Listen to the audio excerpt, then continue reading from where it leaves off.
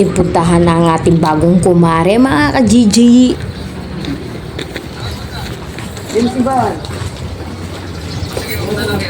Tol, umaya ka, Tol. Tol. Yan.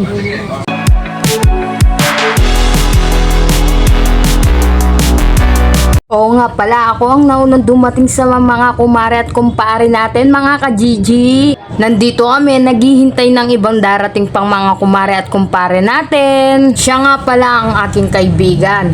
Ngayon, kumare ko na. Congratulations! At yun na nga, mga ka-Gigi, papasok na kami sa loob ng simbahan dahil pinapasok na kami ng asistant ng pare. Mag-uumpisa na ng binyagan, mga ka-Gigi. At sa nakikita nyo, mga ka-Gigi, konti lang kami dahil hindi nagsiputan yung iba. Isang kumpare lang ang dumating dito at isa pang kumareng kalahati lang at ako yun. Pero okay lang yun, mga ka-Gigi. At least kami ang dumating na tunay na nagmamahal sa kanya at gagabay sa tamang landas bilang pangalawang magulang ng aming inaanak. Kaya halatang malungkot si kumare dahil bomba ang mga inimbitan niya. Huwag ka nang malungkot, kumare, at least nairaos mo ang iyong binyag.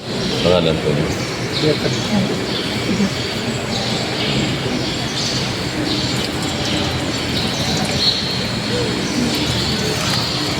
Naganap ng Diyos ang congregation ng Espiritu Santo. Ang pagpapain ng Diyos ng pagpapain ng Espiritu Santo sa nagkatagang bago ng Espiritu.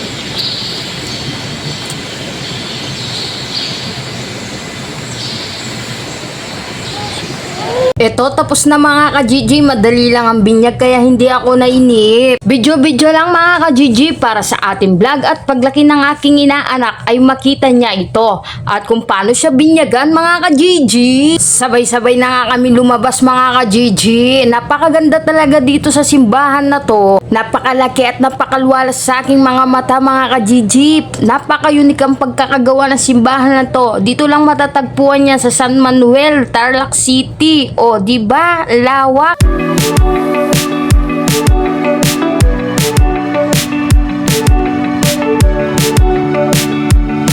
At dito, mga ka-Gigi, nakikita nyo na yung mga putahing hinanda ng aking kumare. At sayang lang dahil dalawa lang kami dumating. Kaya medyo masakit ang loob ng kumare ko. Hindi ko rin masisisi. At dito, mga ka-Gigi, ay nag-picture na nga kami. At dito ko na rin tatapusin ang aking vlog. Thank you for watching, everyone. Mga ka-Gigi, I love you.